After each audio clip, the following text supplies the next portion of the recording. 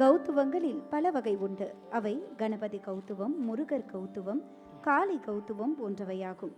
இதே போன்று ஒவ்வொரு தெய்வத்தின் மேலும் உண்டாகும் கௌத்துவத்தை கோவில் திருவிழா காலங்களில் கொடியேற்றும் போது ஆண்டவனை வர்ணித்து ஆடப்படும் கலை வடிவமாகும்.